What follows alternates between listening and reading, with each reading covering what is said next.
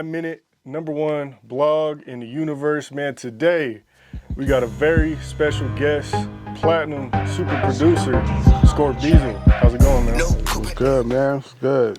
Thanks for having me, man, for real. Yeah, no problem. I appreciate you for coming on the show. Yeah. So let's just, dive in your backstory. This is our first real interview. So originally born and raised in the Bay Area, correct? Right. Born and raised, born in Berkeley, California. Lived all over the Bay, really, Richmond, Oakland, Vallejo. Then I ended up moving to Colorado, beginning of high school. So it was definitely a different scene for me, Right. coming from the Bay and then coming out here where it's not as culture it was, Right. like, Yeah, it's a lot different. totally different, yeah. What was it like growing up in the Bay Area for you? And were they all, like you said, Richmond? Were they all pretty similar, the areas, or Kinda. I mean, if you're from the Bay, you can kind of tell who's from who. San Francisco have a certain swag. Oakland got a swag. Richmond and Vallejo was like, where legendary E40 and Mac Dre from. Also had a vibe, and it was cool, especially the era I grew up in. It was the whole crack era. Yeah. And we was just a different breed and just witnessing different things, in life that you really don't even see now, I'm assuming you got into music before you moved here, right? While you were in Cali? Yeah, I was always in music because, I learned how to play in church. And when I started making beats here, though. Yeah. I made my first beat here, but I was always into music. Always messing around with, like, my cousin's turntables, and my older brother used to always, like, have drum machines and keyboards. We always had some type of music, something in our house, a piano, So I definitely picked that up from being there. And then being in Colorado, I really didn't have, we were still doing the same thing. And basically, like, we used to go to the pawn shops a lot because they didn't really have a lot of pawn shops in the Bay. So in Colorado Springs, for some reason, it's like a pawn shop on every corner. Yeah. So we'll go in there, we'll see all this music equipment for the low. My brother, he'll always, like, buy equipment and go home and, like, hook everything up. Yeah. And this one board we had, it was I believe it was a Casio or something, but it had, like, a built-in sequencer on it, and I was like, he was able to, like, hit record, play something, stop it, hit record again, add another sound to the sound.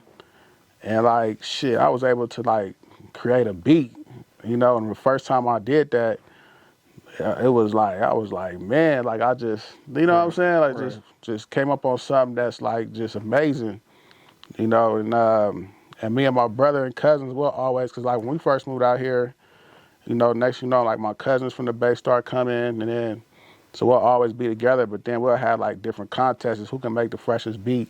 Oh, okay. And for some reason, I always come out on top. Yeah. You know what I'm saying? I had the dopest beat out of everybody. Right.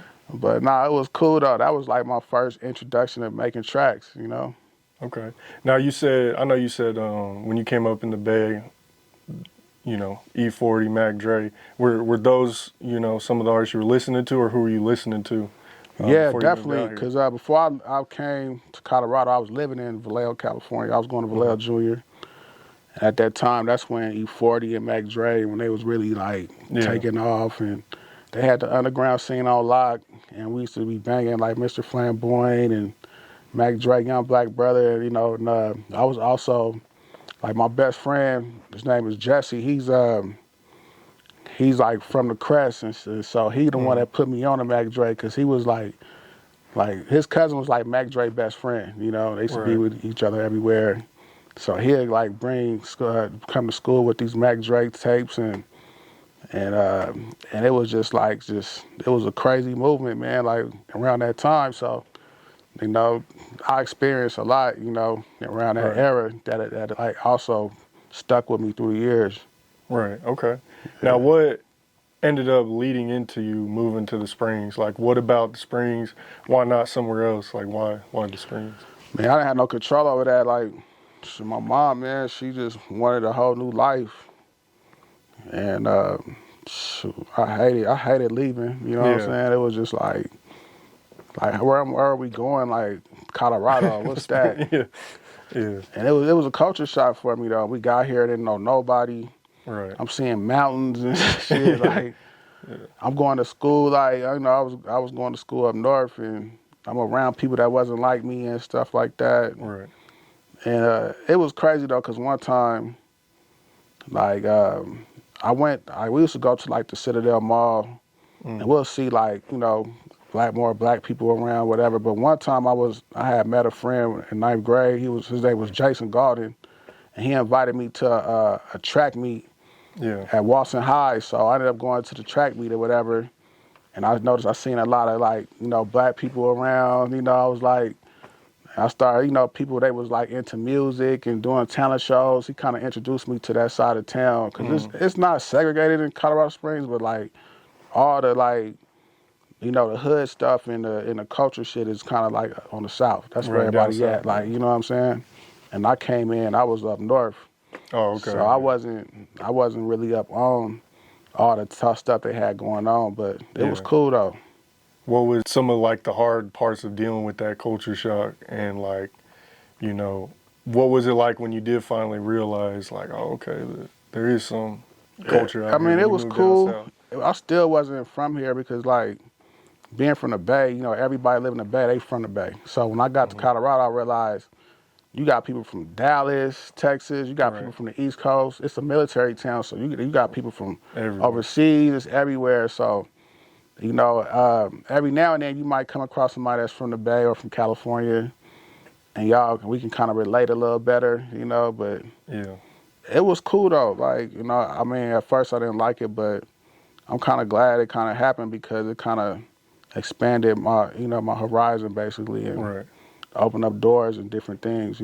That's dope. So you come here had nothing to do with the military, really? Nah, we wasn't. Because that's what most people would. Yeah, we wasn't no military. My mom just wanted to do something different, man. And okay. Yep. That's dope. That's dope. So then you said when you came out here, that's when you really started making beats and stuff like that. Would you say? Yeah. Would you say that was like the early 2000s ish, like? Something like that. Yeah, late 90s. Late 90s, early 2000s? Okay. Yeah.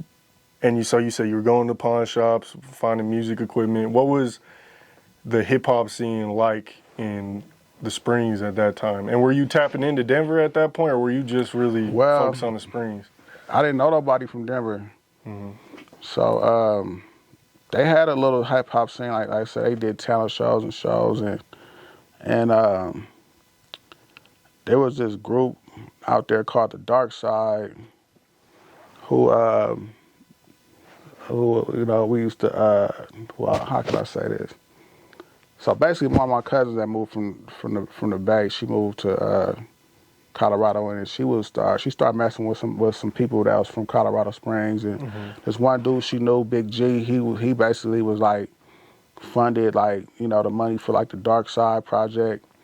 And in LA, he's the producer / artist. His name's LA, and they had a little scene back there, but I was always kind of on my own thing. Like I ended up coming out on my own at 16 years old. I had my own tape called Max Scorpio. I'm on a mission, and it had like 6 songs on there with me and my cousins and my brother and my sister and stuff like that. And I was the main artist on there because I was rapping too. Right. So I was making beats and rapping.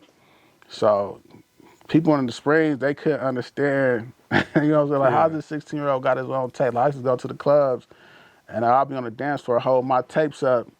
Yeah. On the dance floor, and he would be like, yo, who is this dude? Like, because I wasn't really, I didn't really feel accepted because I wasn't from Colorado Springs, too. Like, the Springs is like, And we're not really known for hip-hop. And right, stuff not like known that, for hip-hop. Especially the Springs. Right, and they had their own crews. Like, you have a crew in the Springs called the Southside Clique. And the Southside is basically like a lot of family, and it's about 3 families in Colorado Springs that's like 500 deep, and they all kind of, if you ain't tapped in with them, you really ain't nobody in the Springs, you know what I'm saying? So I was always like felt like the outsider because I wasn't from there. Right.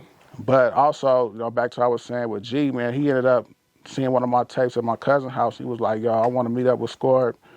Long story short, he called me one night, was like, man, your beats is dope, come to the studio. Ended up going to the studio, and then we put together a group called 719. Oh, okay. Yeah, we had a group called 719, and I made beats in that group and rap. And it was, it was lit back then. We shot a video, and this is back when videos was costing $20,000. Yeah. You know what I'm saying? Yeah. So when you said you rapped and made beats at the same time, or did you start producing and then you're like, man, let me try rapping a little bit? Or Nah, like I always produced, but then rapping was just something right. that we did. I did too, Okay. It was just, I never thought I was just the greatest rapper, but I always had like my cousin Swizz, Big Swizz, he was always around. He was kind of like the main rapper, Yeah. So. Okay. So were you playing the church? That was the Bay, right? That was the Bay. Yeah, I grew up, playing. Yep. And then you came out here, you're messing around with the pawn shops, producing, starting to rap with the homies and stuff.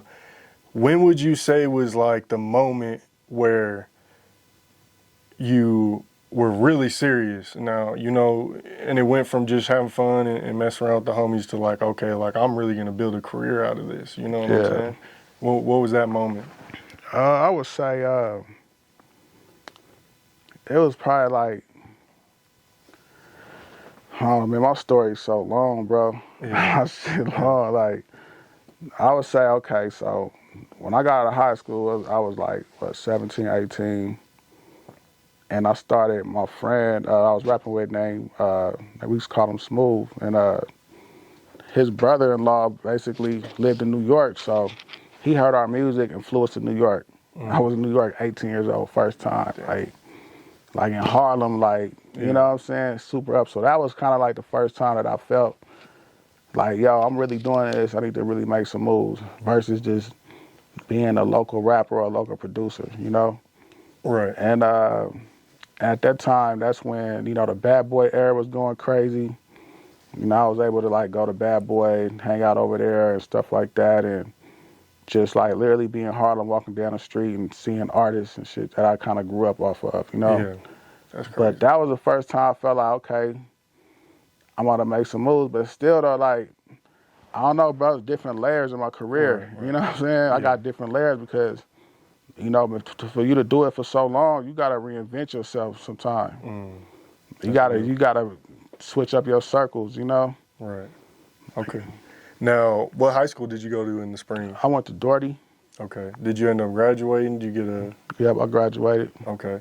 Did you go to college? Was that in the books at all? Or? Nah, I wanted to go to college, but I think at that time I was just so tapped in my music. I wish I would have went to college, Yeah.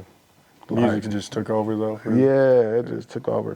Okay. So you took a visit that was just a visit, right, to Harlem, or were you actually living out there? No, it was a visit, but I went out there, I started going out there probably like once every other month and be out there for weeks. Yeah. Do you think that's what kind of helped take your career to that next level, was getting out of Colorado?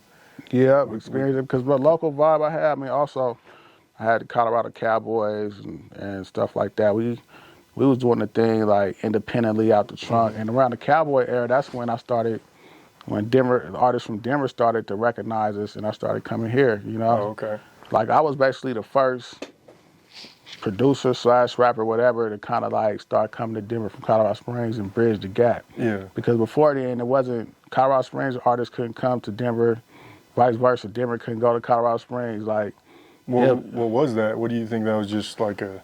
They were just different. Like, because the thing about Colorado Springs is like, they don't want nobody to come from out of town and feel like they outshine them. Like, you can't come from out of town, try to like outdo them and to talk to their girls. And I just think Denver was just like, Denver was just different for them. You know what I'm saying? Yeah. And you gotta think y'all look like us, but y'all a little different. Y'all swag different. You know what I'm saying? Yeah. And they didn't mean no harm, like because there's been times where, man, I remember a time where it was a group from Denver came out Colorado Springs to do a show, and man, it almost turned into a big fight. Really? Like, Yeah. but I could say I was the one who really bridged the gap. My boy KD from Mellowed Out and Nightlow.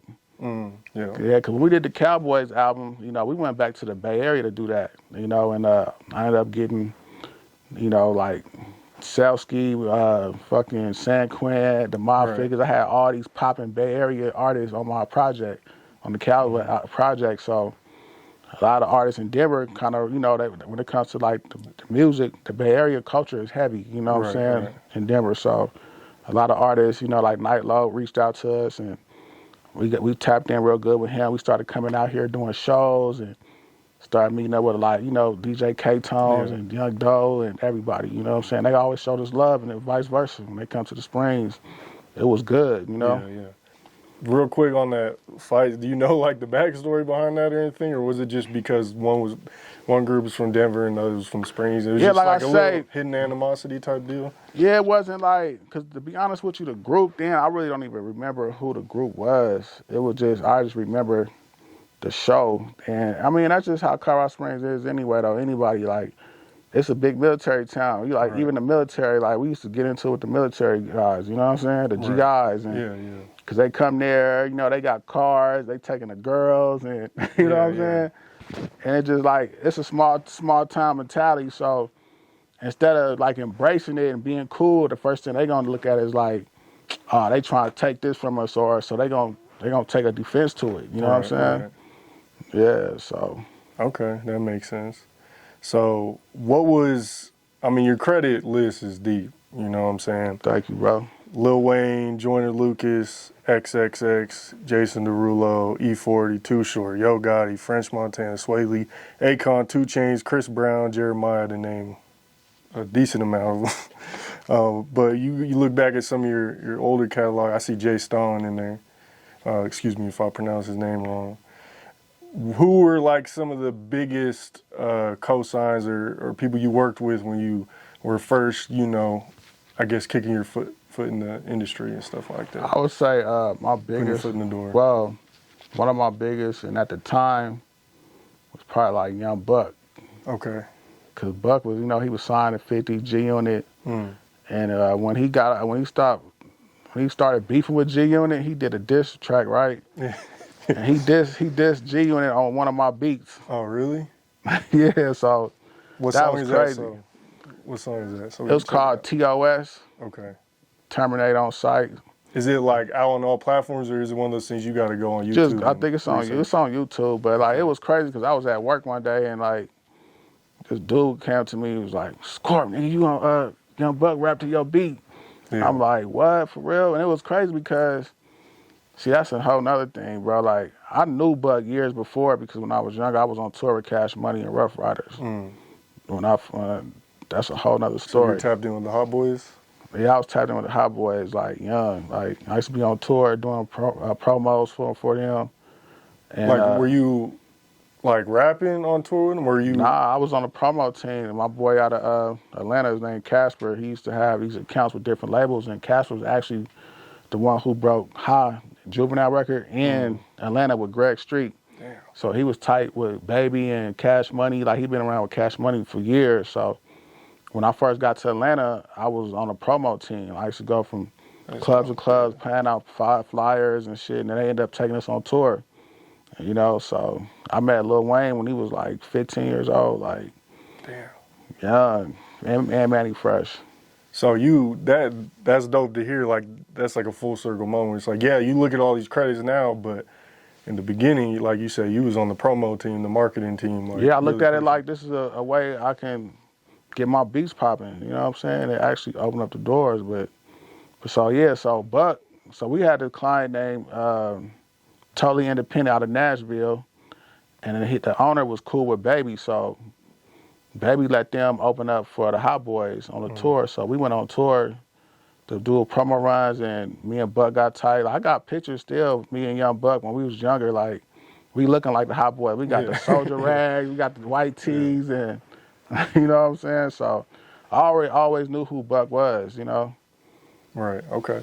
Now, with the diss song, how did you feel about it when it came out? Were you kind of like, this is dope, but it's kind of awkward, and you're like, I don't know if or like, Man, how did you kind of look I at was it? just happy Buck was rapping on my beat. Because Yeah. I was literally sending him beats for like 6 months before he did that. Did you know it was a diss song right away, or was it kind of subliminal? Like, I don't know. Like, Nah, that was a record when he really went in on 50 and Yeah. all of them, you know.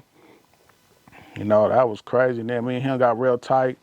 He flew me out to Nashville a few times. And actually, every time he used to come to Colorado and do shows, he'd invite me. I remember he did a show out here in Denver and he brought me out on stage. Oh, that's fun. I got a video of that. Hell yeah. And he kind of gave me a shout out on stage, brought me out. Right. And that was dope. So then I produced so many records. We did probably 3 mixtapes together. Right. Yeah. So what was it like from your perspective, and like, how were people in the Colorado hip hop scene, both Denver Springs, wherever, or like, how were they looking at you, you know, making these big moves, working with the Young Bucks, the Hot Boys, being around the Lil Waynes, like being around all these people who obviously, you know, they're legends. When Colorado people are seeing you doing this, what were you getting a lot of like praise and love? Was it coming with some like hate too and stuff, or like how? I mean, they looked at me like a legend. I was the first dude to do this. Yeah. You know what I'm saying? Like, for real. And I never really said fuck Colorado. Even though I wasn't born here, but I love the CO. So it was I always tried to come back and do something, or Right. I still work with a lot of the artists. I never was felt like I was too good. You know, and even times an artist would fly to Atlanta or LA, they'd tap in with me, I'll be like, yo, pull up. You know what I'm saying? It's all good. But I mean, I do deal with the hate too, though. You know, I deal with a lot of hate. And, you know. Did you deal with anyone who was like, felt entitled, like, oh, Scorp's making big moves, so he's got to put a Colorado artist on? Or something I get that all the time. Like, yo, why Scorp ain't putting you on? They'd go to other artists, be like, why Scorp ain't put you on? Or right. why Scorp ain't doing this? You know, and then people don't realize it's really out of my hands. You know, I gotta see that in you. You know what I'm saying? If you're not trying to put yourself on, how can you expect for me to put you on? I'm not about to just throw you $1 million and pay for your studio time like that. You still got to get out the mud like I did. You know, Right. I can help out. I can bring you around certain things, but you got to get it for yourself too. You know? Right. That's how I look at it. I'm like, I can't guarantee you nothing, but I could try and throw you a hoop or two. Exactly. You know Yeah. Thanks. Okay. Now, out of all of your credits, which one do you think was the most impactful, or that had the biggest impact on your career, or was special to you? I gotta say 40 for once, because you know, when I did something for 40, I felt like I really made it, being from the West Coast. And even still being in Colorado, you know, 40 is a legend out here, and a lot of the records I did with him, you know, I can tell people was hitting me up. They was like, yo, this shit fire. You know, you really popped off, and you know. Yeah. And then working with Sway Lee, you know, that's one of my favorite records I did with him, Heartbreaking Casino Hills. Cause I always looked at Ray Sherman as I love their music. You know, me and Mike Will super tight. And I used to be in sessions with Mike Will, and he actually wanted to sign me at one time, and you know, and when I moved to LA, like what you were saying earlier, when you felt like, you know, what stage you felt like you really it's about to be serious, and I made it, is when I moved to LA. That's when I really felt like, all right, it's up. You know what I'm saying? When did you move to LA? I left Atlanta and moved to LA in 2016. Okay. So, and then when did you move from the Springs to Atlanta? Did you? I moved from the Springs to Atlanta years ago, man. It was probably 08, 09, something like that. So you probably spent, give or take, 10 years here? Yeah, and the only reason why I got to say this, because it played a real big part of my career. The only reason why I would have left earlier, but I caught a case in Colorado Springs. I was around a lot of my homies. We was all selling drugs and in the streets, and you know, living that lifestyle. You know, I ended up getting caught up. So I had to do 9 months in the halfway house. Yeah. And it stripped me from my music. You know what I'm saying? And it was fucked up, because at the time, you know, this is when Young Money was really popping. Like, I used to be in the studios with everybody. Like, Lil Twist, when he first signed to Young Money, like, he was rapping on all my beats. Yeah. And we all used to be at this studio called Hot Beats in Atlanta, and, like, I was working with everybody. Like, all my friends, like, close friends I was with, they all had got, like, KY. He's a legendary engineer. He started going on the road with Wayne, and my boy Willie Will, he was producing he was on a Wayne album. And, like, long story short, around that time I caught a case, and I had to go to halfway house, and it took me from the whole career shit, like, you know what I'm saying? Yeah. So I had to, like, that was a hard time, bro. I couldn't go to the studio like that. And just being able to, like, just being in a halfway house, and I'm looking at the TV and seeing Young Money, everybody, Drake, you know, right. I could have really, like, been locked in with Drake. There's been times where Drake was at the studio, I didn't even know who Drake was. So he was just coming up and you're in the studio? Yeah, like, that's crazy. You know, and did you ever introduce yourself to him or anything? Or? Nah, he was just cooling. It was be so many people in the studios, you know. I was trying to really get in with Wayne, you know what I'm saying? Right. And, like, Mac Main, me and Mac Main real tight. Like, every time I used to come out here, I always used to come to Denver and come fuck with him. Like, when I go to, like, to the games and stuff like that. But that was a whole other time of my career, bro. A lot of people didn't even know. And that lasted, like, probably, like, 3 years. And when I got off of papers, man, I said, you know what, I'm out. That's when I went to move to Atlanta. I left everything. Yeah. You know what I'm saying? As far as what you can say about that, like, what did you learn from that situation, you feel like? What was, like, the most important thing you learned from it? Or? Man, stay out the streets, man, you know? I could have been dead. I could have been in prison. They could have gave me hella time for all the shit they caught me with. Was it hard trying to balance it with the music? Yeah, it was hard because here I am in a half house. I had to get up at like 5 in the morning. They make you go to a job. I'm working a construction job. And I tried to lie and say the studio was my job. Yeah. And they was like, nah, fuck that. You ain't doing that. Because at the same time, I'm still got to make beats. I mean, I get these little, like, 4-hour passes to where I might sneak off to the studio, and then I start sending beats down to Atlanta. Because I even, at that time, I still had independent artists that was still selling, like, buying beats from me. Like, I used to make so much money off of tracks, bro. Like, people would come to me and write me checks for $10,000, bro. Damn. $5,000 one day. Like labels and stuff, or artists, like, you know, or if I have a placement around that time, like the beat game, like that's a whole nother story, a whole nother subject. Like the beat game, when the YouTube era, all that shit came in, that shit kind of wiped all that out. Yeah.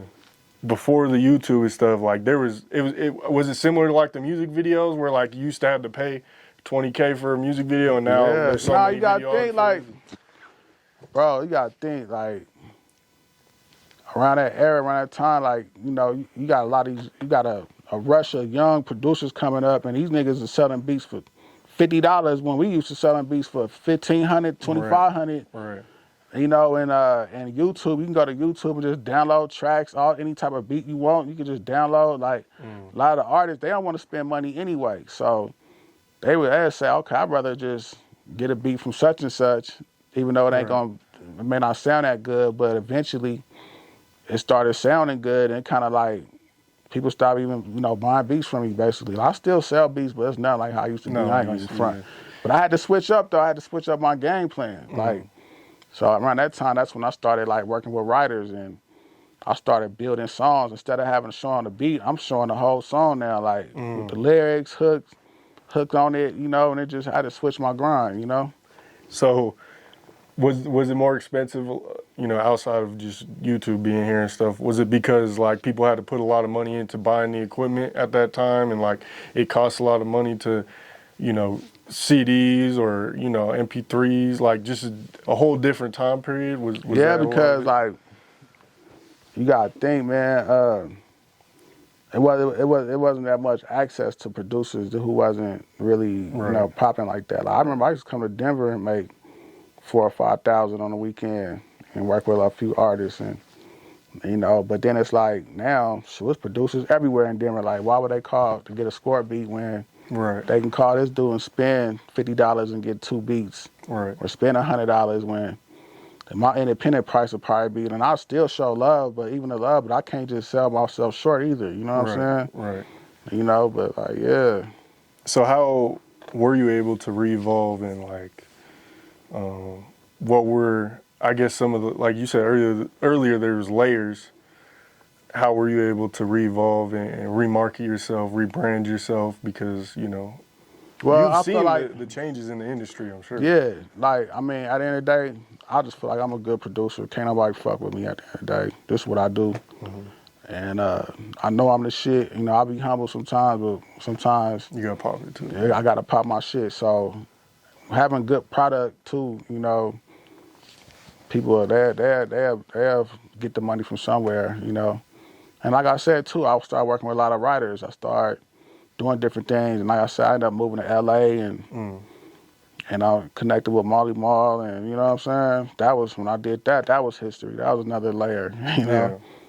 That turned into some other shit. Now I'm doing beats for, like you say, Akon and French Montana and all this different stuff. And like even now, recently, I had to reinvent myself, like in the last few months. So you gotta keep doing that if you want to stay in this shit. You know what I'm saying? Right. Now, when you moved from the Springs to Atlanta, was that another culture shock? Like, not really, being because more I was involved? already going to Atlanta. Okay, so you already knew what was. Yeah. What was So going real on. quick, like.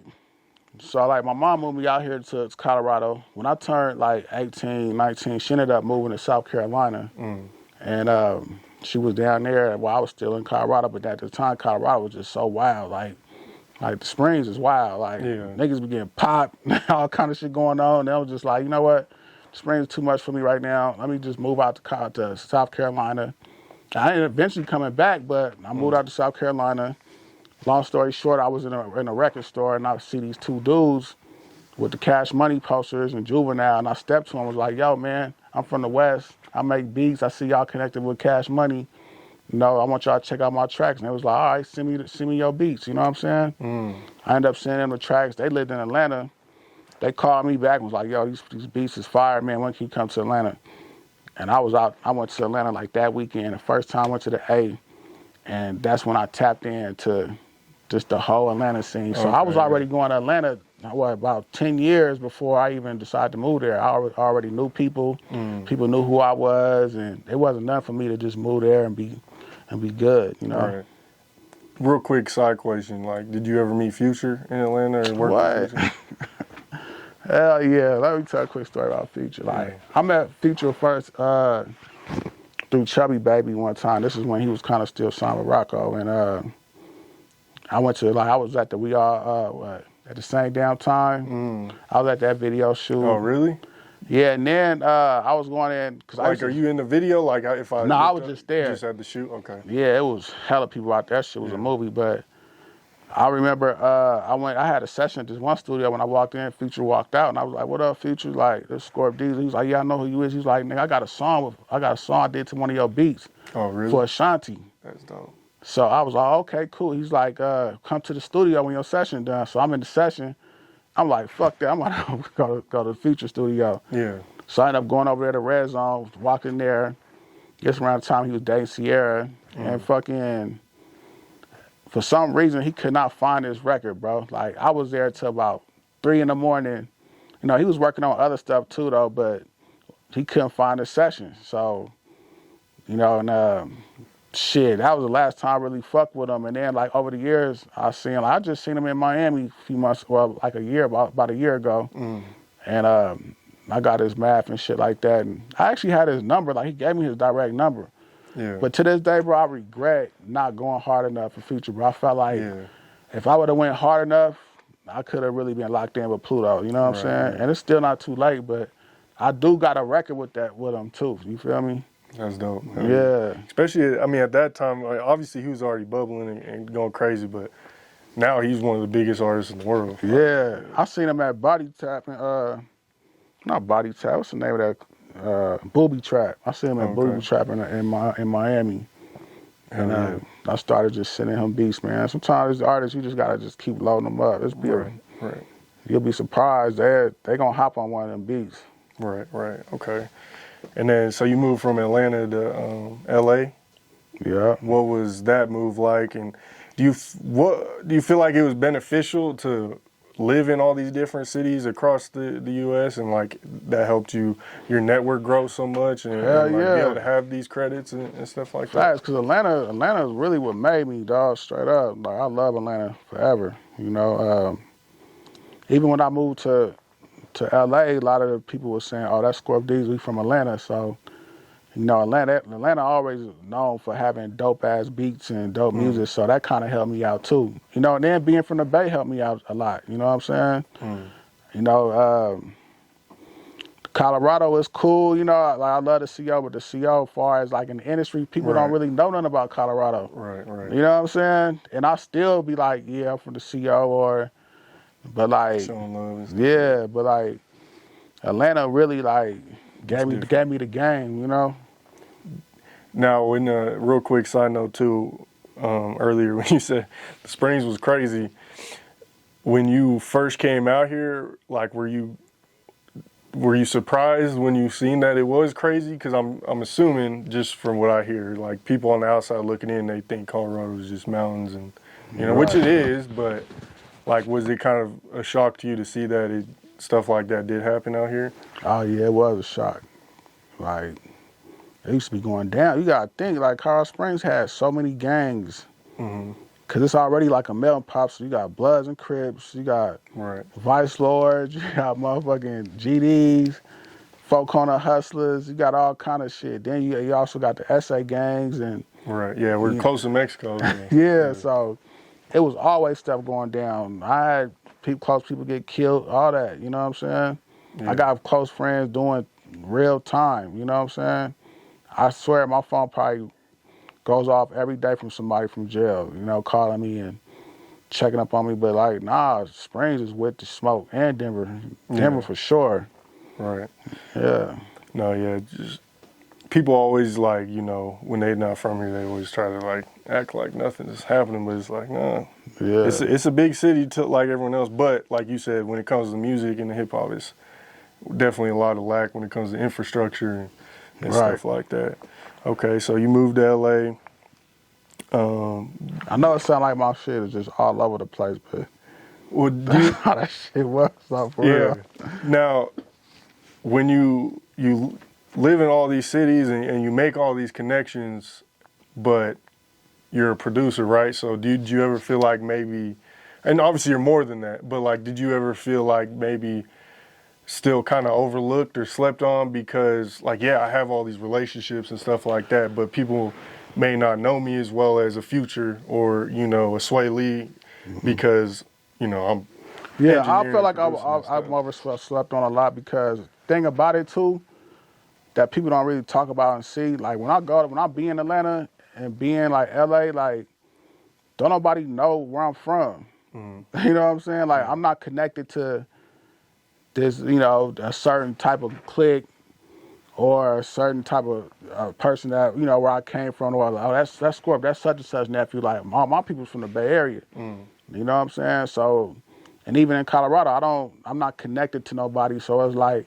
I had to really go out there and beast up, you know, and let my music speak for itself. You know what I'm saying? Because I didn't have that cosigns, and I had to like build my name on my own, you know. And I used to try to tell people that like even certain people I try to bring around me and put on, sometimes motherfuckers will try to go around me and try to steal connections and leave. But I'm like, why you trying to go around? Like, I'm sitting here co-signing you, dog. Like, you don't have to go through the shit I had to go through. I went through years of this shit. You know what I'm saying? And so it's like, I wish I had a co-signer where like I didn't have to work as hard, because maybe I could have got a little further. But I mean, it is what it is. I still love where I'm at. You know what I'm saying? All right, 2 questions on that. When it comes to, did people in Colorado look up to you then in that way, where it's like, yeah, in Atlanta and LA, the industry's deep, but out here it's not. So, you know, people did look up to you out here? No, they do. Yeah, definitely. I get loved everywhere I go, for real. Like, it's the hate shit, but it's more love, though, for real. I was in somewhere last night just to get something to eat, and when I walked in, I just seen on their face, it was like, Scorp, what up? Like that's something I don't get nowhere else, because in Atlanta, there's so many stars there. That's normal. You know what I'm saying? So to be like a celebrity out here, to be the big dog out here, you know, I do love that feeling. That's another reason why I like to come back too. You know. Yeah, hell yeah, that's dope. You brought up, you know, being in the studio with Drake before he popped up. Looking at the Drake and Kendrick situation, did you have an opinion on that rap battle or beef, I suppose you could say? Yeah, I mean, hell yeah, that shit was crazy. Like, I mean, I'm a big Kendrick fan for one. I'm a big Drake fan. Right, because you're from the West Coast too. Yeah, so. And I love Drake music, but I understood where Kendrick was coming from. You know what I'm saying? And that boy raw as hell. Like, he's a straight rapper. Right. And like where he's from and where he grew up. It's just an even bigger influence on his skills and just who he is. And like, it was, I mean, you know, it was a rap battle, you know what I'm saying? Right. So. Did you, as far as like labels and stuff like that, I know you, are you still pushing Dezel music? Yep. Right. But before that, were you having any dealings with labels or anything like that as you're connecting with these mainstream artists and stuff? As far as what, like? Just were you signed to any labels or anything like that? I mean, or I was signed to, I mean, I'm in a publishing deal, you know. I got my publishing deal with Post Publishing out of LA. And like, I mean, I never really signed to no big label because as a producer, you really don't have to. You're doing music for their artists anyway, you know. Right. That's something I never really. I mean, I got a lot of connections in like at Epic and Warner and, you know, different labels. Yeah. But I never really just did like no deal with a record company, you know. Right. Is there any labels you may sign to or any? If it makes sense, you know, yeah, if the bag right, I will, you know. I mean, I had some offers on the table a few times, but like I say, like if I'm tapped in with your artist, I really don't have to, you know. Yeah. I heard CMG may want to sign you. Is this true or? CMG? Yeah. I mean, I know somebody over there that was talking about doing something with me, but yeah, I never. I don't know. I just like. I don't know. I just got to a certain point in my career where I just want to just build, you know. Yeah. Okay. I don't really want to sign to nobody no more, like, you know. Right. Just stay independent. Yeah, I want to be in full control of everything I do. Okay. Know? What do you think are like the pros and cons of that? Well, the fact that, you know, you control the bag, you control the money, you don't feel forced to do anything. You can do what you want to do. You can breathe better. I can sign my own artists. Because at the end of the day, man, this music business, that's the thing. Like, when they say it's like 90% business and 10% music, that shit is true. Like, right, yeah. If you ain't on your business, you're not going to win in this shit. Because people are going to pay you what they want to pay, or they may not even pay you at all. You know, and I sacrificed plenty of times, and there's been plenty of times where I didn't get what I deserve. Right. And now I'm just like, nope, I'm cool. I want to build my own. Like, I've been building my own team, and that's just where I'm at with it right now.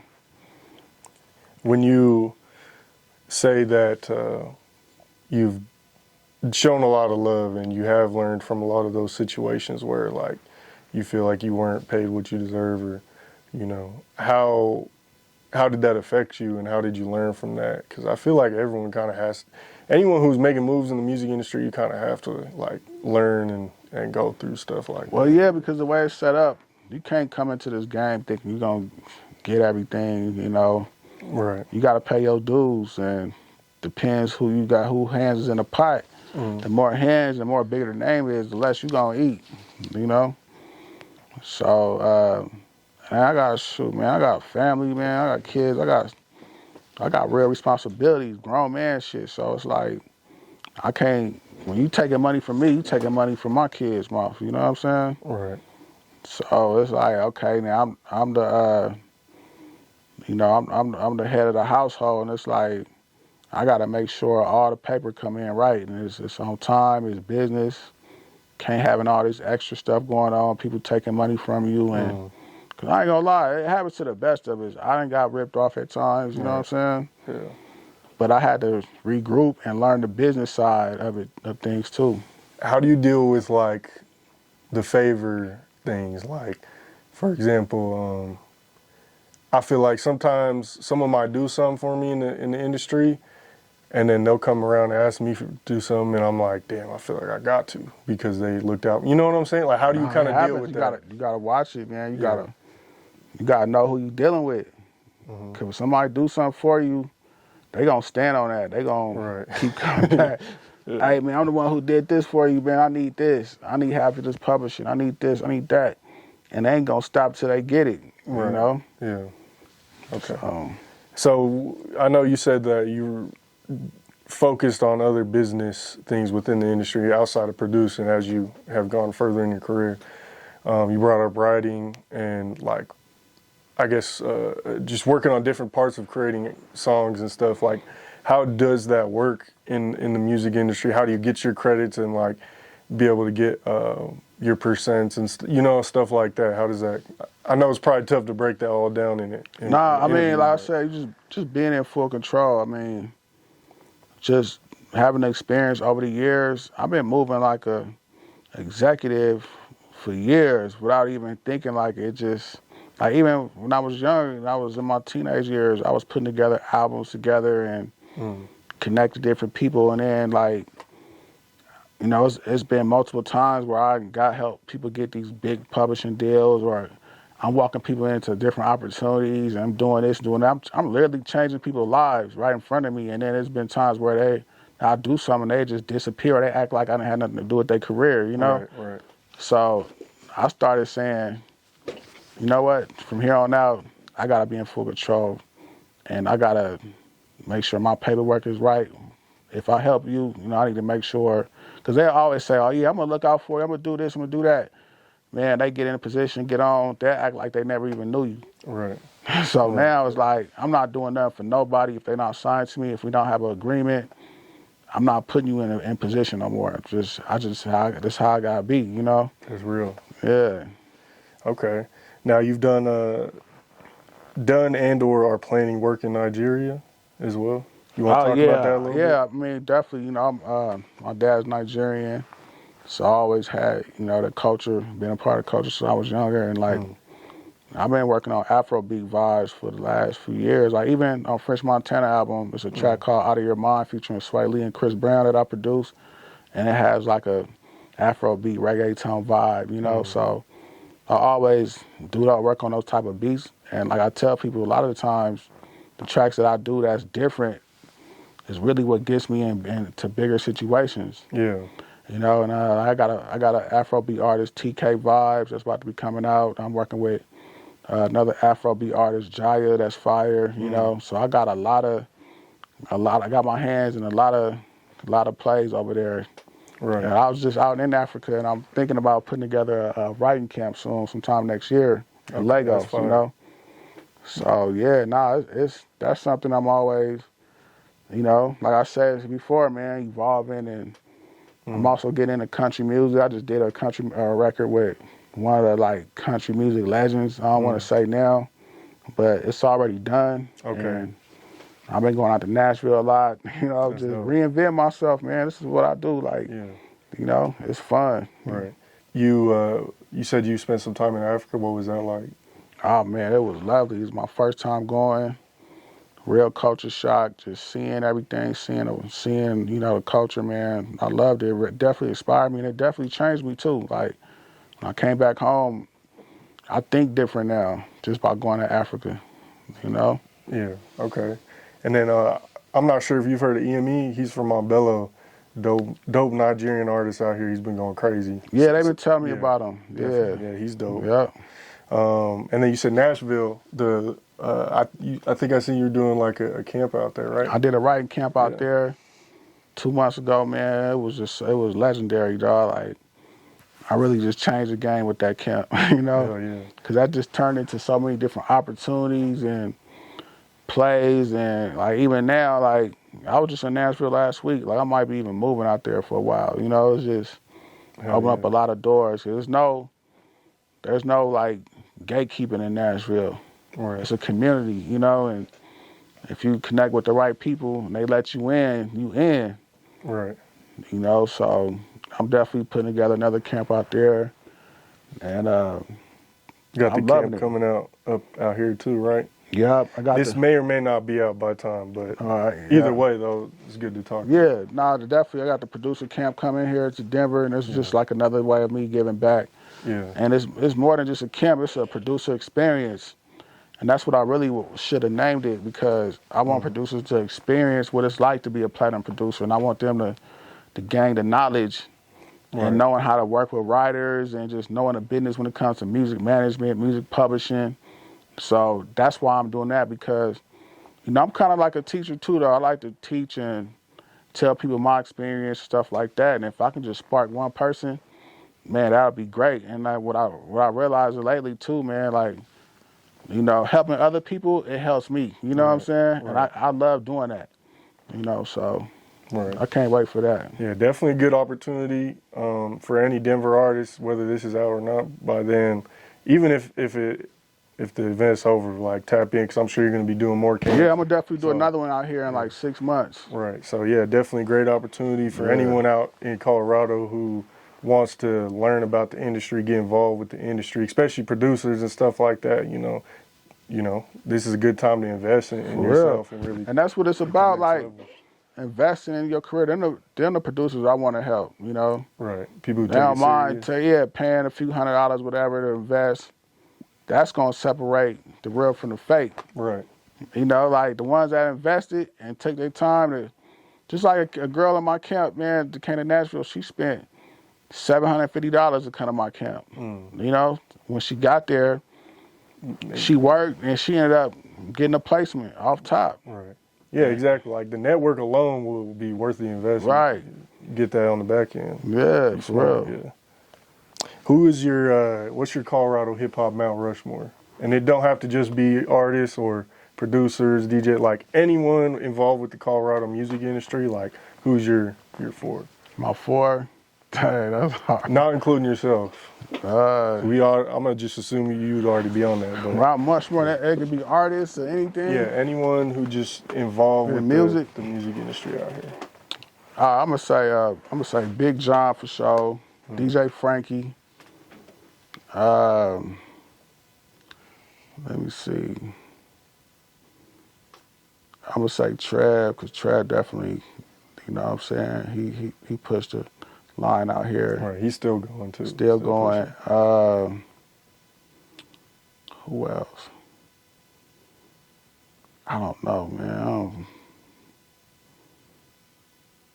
And I would say, I gotta say, like, I'm gonna put Gary and Drew together because they do the same thing. Okay, that's good. I'm gonna put them together because they both A&Rs, but they really like changed the game now, for real. A lot of plaques. Yeah, they got plaques for days, and they really was hands-on in the music business, and you know, I seen it with my own two eyes. You know. Okay, so I'm a blogger, so I don't really understand this 100%. So platinum's $1 million, right?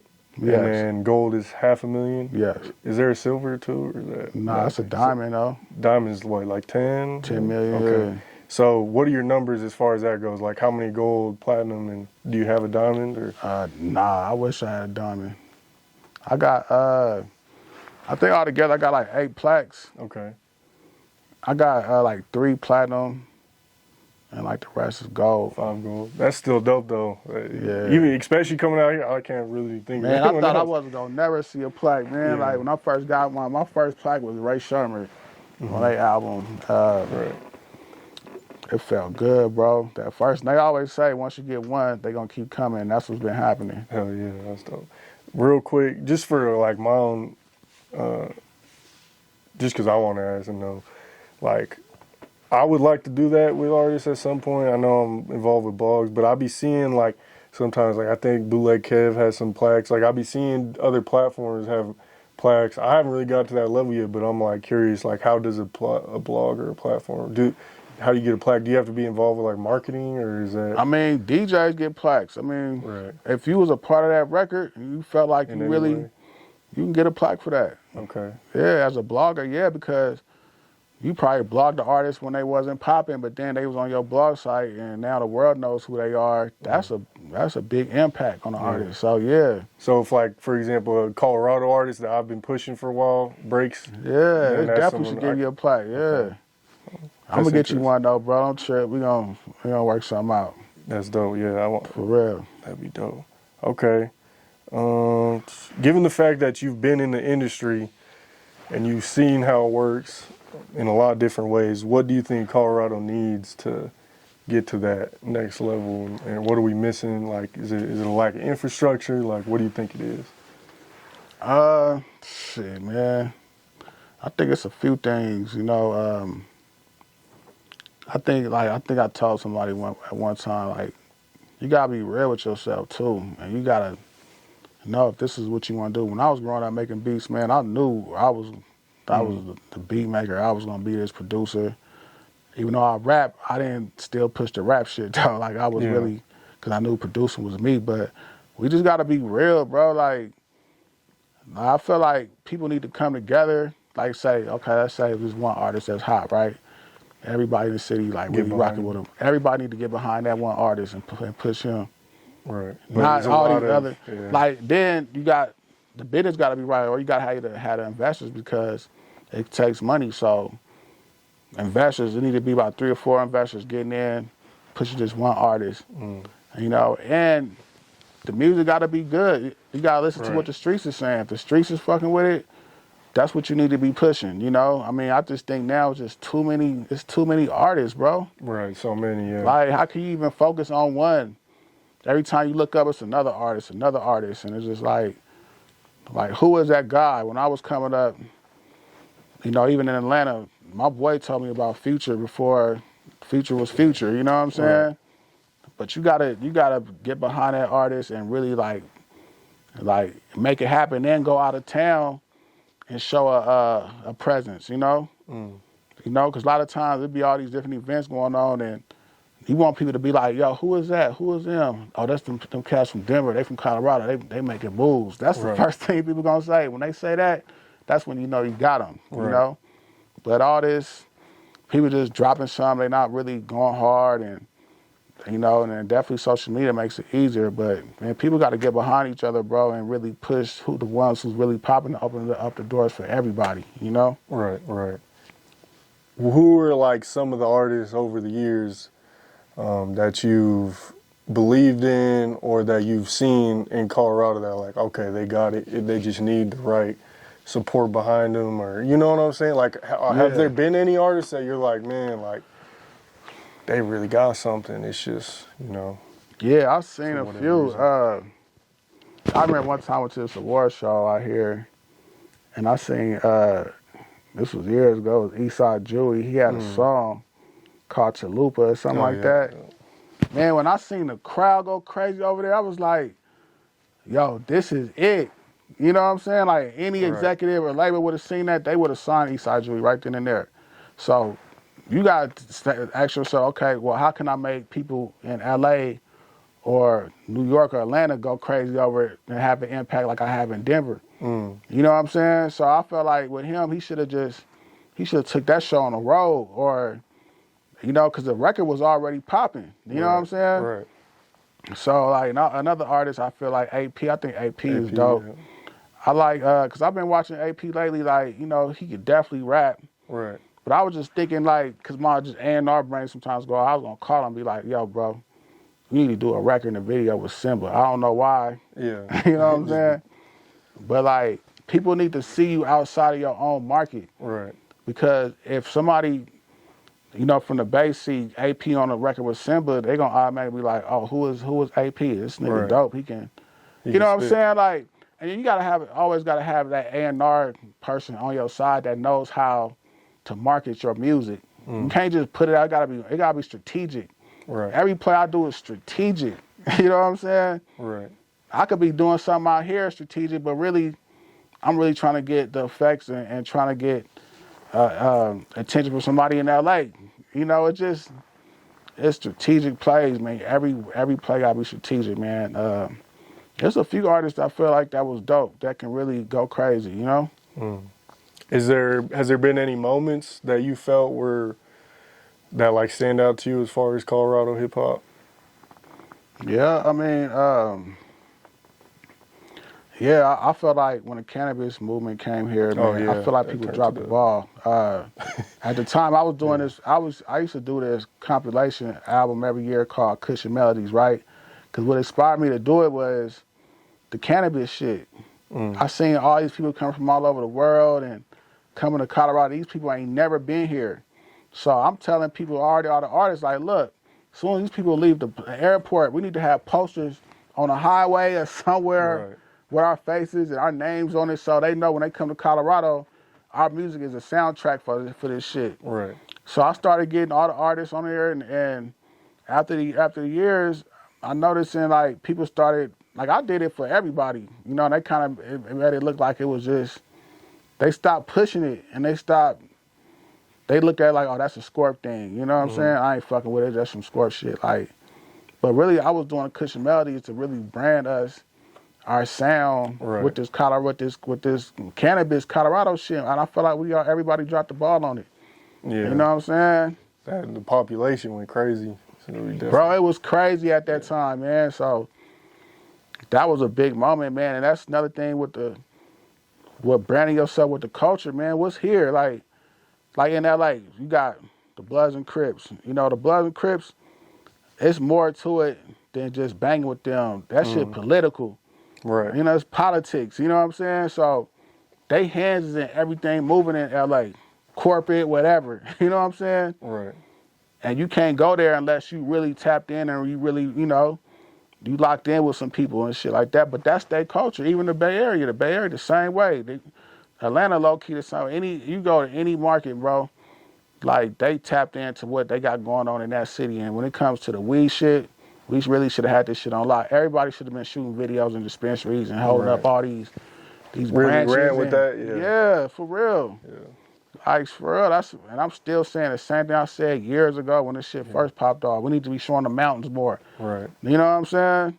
I noticed when people was mad when, oh boy, what's his name? What's the white boy name now, the artist? Jacob Campbell? Nah, they signed a DJ Drama now. The white boy that signed a Drama. Like a new artist? Yeah, he popping. Not out here, right? Nah. Baby Tron, maybe? Nah, what's the name? Oh, Jack Harlow? Jack Harlow. Okay. Yeah, he shot a video in Denver and people was mad. Yeah.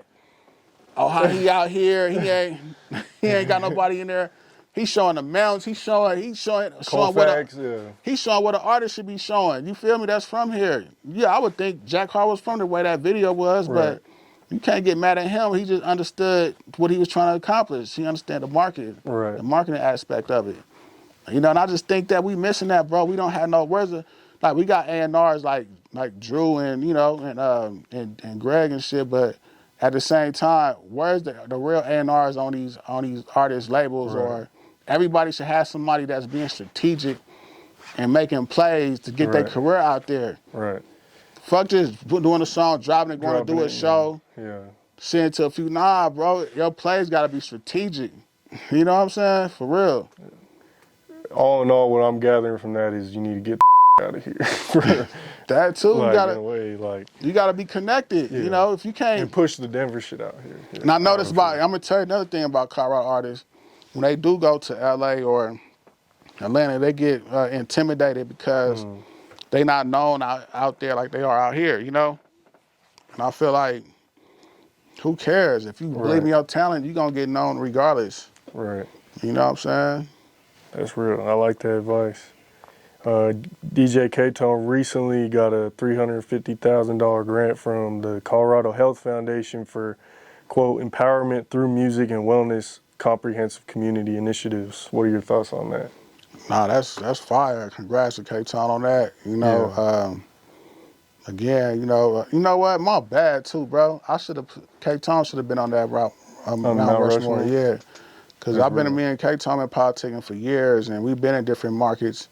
And I've seen him and the connections and the respect he got is big. Even with the core DJ thing, you know, he was the first core DJ out here in Denver. And actually, how K-Tone even met me, he was at a core retreat in Jacksonville, Florida, and he ran into somebody who knew me. And he was like, That's yeah, it was like, you know, Scorp. He was like, hell yeah, I know Scorp, such and such. And you know what I'm saying? So he always, and everywhere he go, he pushes Denver. the Denver Right. movement. He should definitely be on there, definitely, yeah. Okay. And I should ask this at the beginning, but how did you come with the name Scorp Dezel? How did that? Scorp, because I'm a Scorpio, my birthday is in November. Okay. And the diesel part was just gave to me by like my cousin, because I make diesel beats or whatever. That's how he looked Like at gas type thing? it. Okay. Yeah. That's smart. I like it. It's unique. I can't think of anyone with that type of name at all. Yeah. Okay. How are you feeling about the election? Do you want to talk politics at all? Or you? Man, I love politics, man, but I just think all that shit bullshit, bro. Like, that shit, like, they don't do nothing for me and my community, man. Like, everything be the same, you know? Right. I think it's overrated. You know, every time the president, when they want to fucking get votes from people, they come to the neighborhoods. And bro, I've been around this whole year. I probably been in the same city with like probably 5 or 6 different times, and the president was in there. Like, you know, they need all these votes. Did you deal with the traffic yesterday? What? Hell yeah, I'm always dealing with traffic. I dealt with that shit in L.A., Atlanta, like everywhere, and it's like, y'all want our votes, but then when y'all get in office, you damn near don't even hear from them no more. Right, they don't do nothing they said they was gonna do. It's really loud right now. But, yeah, so I don't know, man. I voted a few times, but I mean, I don't knock nobody who want to vote. If that's what you want to do, that's cool, but I just don't see how it affect me. If you can show me how it's gonna affect me and my people and my family, I'll be the first one there to vote. I'll push the whole line, like, vote for this, vote for that. You know what I'm saying? Okay, no, that's real. Real quick, do you have any thoughts on the Diddy situation going on right now, or? Man, all that Diddy, it's crazy, man, because it's hard to say. Like, it's like they accusing him for doing something that people do all the time. You know, I mean, at the end of the day, he's rich. Of course, he gonna fly the baddest bitches out. Of course, he gonna have extravagant parties and. You know, and I feel like they just doing him too hard now. The shit he did with Cassie, I don't agree with putting hands on women. I ain't with that. But if that's what he did, like, get him for that. If it's a charge for that, charge him for that. But all this extra shit they trying to do, and the man is a billionaire. Like, you don't, people that's rich and that's on like that, like, their minds and their world is totally different. It's not the same as an average person. Right. You know, and I've been around rich people. I've been around people where everything is at their forefront. Like, if they needed something, it's gonna get done, or you know. And it's like, then you got all these females and coming around. These females coming around for opportunity. You know what I'm saying? They want to be they want to be with the lifestyle. You know what I'm saying? So if that's what you want to do, and you know what comes with it, why you around it then? You know, like, nobody's making you do nothing. You know what I'm saying? Yeah. Like, at the end of the day with Cassie, she was with Ryan Leslie. Ryan Leslie, the one who really put her on. Then now she rocking with Diddy. You should have stayed with Ryan Leslie, because he probably, you know, but you seen a big opportunity, so you ran over there with Diddy. You know what I'm saying? Yeah. And it was like, shit, you been putting up with it for 10 years. I mean, damn. You know what I'm saying? Like, I don't know, man. I hate speaking on certain shit, but it just, certain shit just be real. And I don't like how his kid, like, I know Christian personally. I know Justin personally. Like, they're my dogs. Like, I've been to Diddy crib. I've been to Diddy parties. And it's nothing like what they say. Now, whatever go on after a certain time or the after party, that's them. I ain't never been to that, but I've been to, like, they cribs and party with them. And they show nothing but love. And, of course, it's going to be a million bad females around. Yeah. But they get show love, too, though. But you know what's up. You know it. You know what it is, and it's like, man, you know what I'm saying? I don't think his family should be suffering like that, like for real, you know? I think that pretty much does it on my questions and topics and stuff like that. Do you have any last minute things or things we need to hit on? Or man, shout out to the CEO. Shout out to My High Magazine for bringing me on. Love what y'all doing. Y'all really pushing the line, you know, and, you know, man, whoever trying to get it, man, the sky's the limit. Dreams do come true, you know? Yeah. Okay, what's one piece of advice you would give either a Colorado artist or just a producer, someone who's trying to get in the industry? Man, a piece of advice I can give is basically just network. Yeah. You know, like they say, Your network is your net worth. So networking, don't burn bridges, you know. That's real. Always, you know, have a humble mind. Don't burn bridges. The one thing about it, you never know who's gonna be on top. Right. That's real. You know, for real. It could be somebody at an intern. Shit, Diddy used to be an intern. Like all these big people, and even artists. Like shit, Kendrick Lamar used to open up for the game. You know what I'm saying? Yeah. Now he running the game. He running the rap game now. You know, so never burn bridges, man. Be cool to everybody, and also with producers. I've been telling people lately, like when you go into a room, you go into a session, know how to work the room. That's something else I'm gonna be speaking on at the camp. Learn how to work the room. Go in there and introduce yourself to everybody in there. I don't give a damn if it's 15 people in that room, because you don't know who's the big dog in the room. Sometimes the big dog be chilling the cut. He don't even, he just sitting back, just watching, there looking. You might think he a nobody, but that's the guy who's running everything. Right. And and it's just good to talk to people and like they might become a fan or, you know, new follower, new supporter, whatever. Yeah, so it's like, you know, introduce yourself, tell them what you do. And always, you know, I had posted this on my Facebook like a month ago. I said, don't always look for what somebody can do for you. What could you do for them? Right. You know, you'll find yourself going further in this music business if you have that attitude, because everybody got their hand out. So it's like, yo, what can I do for you? What do you need? Right. You know, and if they don't have nothing that I can do Provide for them, value. whatever, like maybe it's not meant, or you know. But if you got something that I can bring to the table, that's how you're gonna be an asset to them, and that's how opportunities come. You know. Right.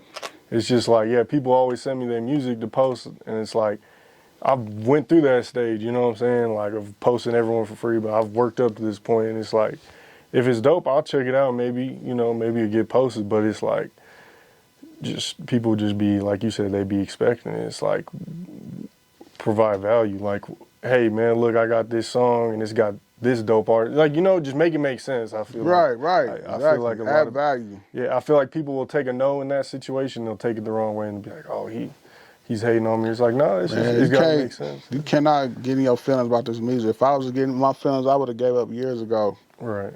Because I've been in rooms with real big dogs and big artists, and there's sometimes I get a vibe that I wasn't, you know? Yeah.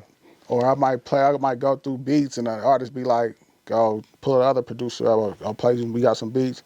And now another producer got to come behind me and play records, and he might play one or two, and the artist might be like, pull that one up. Yeah. You know what I'm saying? Like, can't take it personal. He can't take nothing personal, you know? That's real. Man, I'm on social media, all the handles, Scorp Dezel 100. Tap in with me, man. Follow my movement. Like, you just seen my story, you just seen what I went through, and, you know, my ups and downs. But, like, right now, what's going on is about to be a movie, man. I'm just so excited what God got for me in this next chapter in my career. So tap in with me, everybody. You know what I'm saying? Lock in. Let's work. Yeah. Make sure y'all hit that like button. Comment down below your favorite moment from the interview, your favorite Scorp Dezel track. Hit that like button, hit that subscribe button, hit that bell button to stay notified when all the latest news drops. Make sure y'all go follow Scorp Dezel on everything, Instagram, Twitter, Facebook, YouTube. All that links will be in the description of this interview. Make sure y'all follow Mile Minute on everything, Instagram, Twitter, Facebook, YouTube. All that links will be in the description. And I think that does it, man. I appreciate you for coming on. Mile Minute, #1 blog in the universe. Let's go. Appreciate you.